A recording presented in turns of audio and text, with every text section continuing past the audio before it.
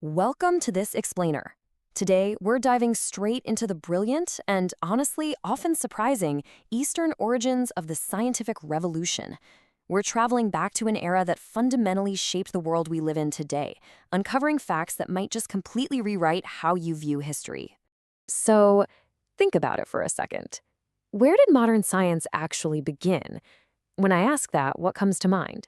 We usually just assume the European Renaissance is the undisputed birthplace of modern science, right? You picture guys like Copernicus or Galileo having these isolated eureka moments. Actually, scratch that. It's more like we imagine them inventing the whole framework of science entirely on their own. But the real story is so much more expansive. And to find the true roots, we have to trace the threads of knowledge much further east. Because between the 8th and 13th centuries, while Europe was, well, kind of reeling from some serious intellectual decay, a period you might know as the Dark Ages, a totally different part of the world was experiencing an absolute explosion of learning. Baghdad was shining incredibly bright as a literal city upon a hill. It was this unrivaled, pulsing global center for knowledge.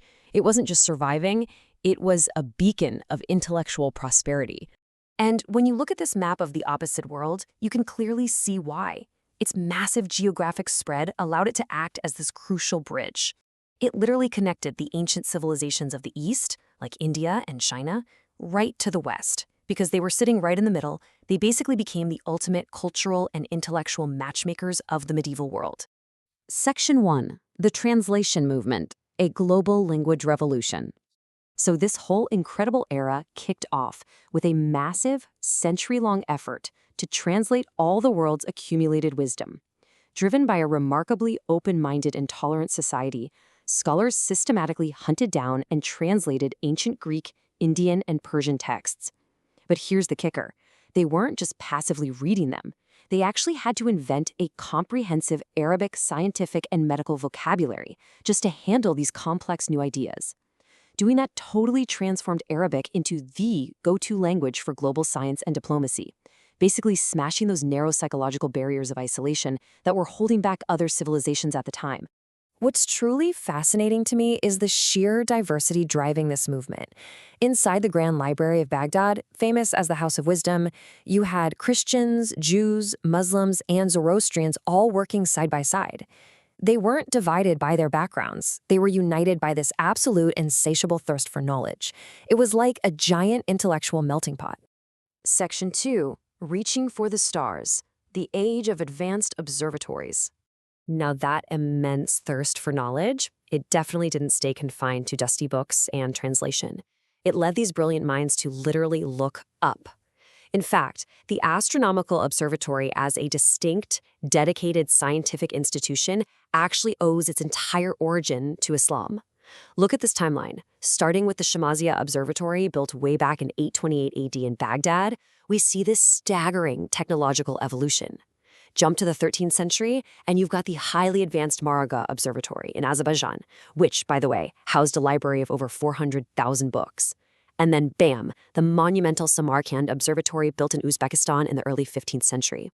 To really wrap your head around the awe-inspiring scale of these operations, just picture this number, 40.4 meters.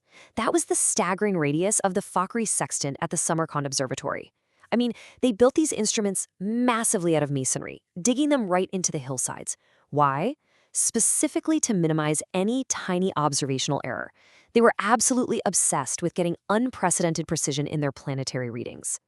And let me tell you, those massive instruments paid off with astounding accuracy. Check this out. Early in the 9th century, using these advanced math and astronomy tools, Muslim scholars measured the Earth's circumference at exactly 40,253.4 kilometers. That is astonishingly close to our modern satellite measurements. And they pulled this off 6 whole centuries before Europe widely accepted that the planet wasn't, flat. The eminent astronomer al-Battani actually captured the vibe of this pursuit perfectly. He noted, "Such is the majesty of celestial science, so vast that none could ever encompass its study by himself." He completely realized that mapping the universe wasn't some solo endeavor. It was a massive puzzle that required generations of continuous, collaborative observation. Right, so the crucial takeaway here is that they didn't just glance up at the stars on a clear night and call it a day. No, gathering precise planetary data required 10 to 15 years of systematic patient observation. They had to wait for highly specific eclipses and planetary alignments, like catching Mercury at its maximum morning elongation, over years and years. I mean, if it was cloudy on the wrong day, tough luck. You might have to wait another year or two just to try again. This was rigorous, intensely disciplined science. Section 3. Shaping the Modern World. Bridging the Gap to the European Renaissance. But this ripple effect of knowledge wasn't just about the stars. It radically transformed how we understand the human body, too. Scholars like Ibn Sina applied that same rigorously objective scientific attitude to meticulously study human anatomy and disease. His monumental work, Al-Qanun fi al-Tibb, or The Canon of Medicine, compiled medical laws and surgical practices that established a systematic medical structure. It was completely revolutionary for the time. And here's exactly why this matters to us today. This work directly seeded Western science. When this massive wealth of knowledge transmitted to Europe, mostly via Spain, Sicily, and Syria, it provided the exact foundation for the Renaissance. Just look at the connections here. Copernicus and Tycho Brahe, they directly cited Al-Batani's tables and trigonometry for planetary movements.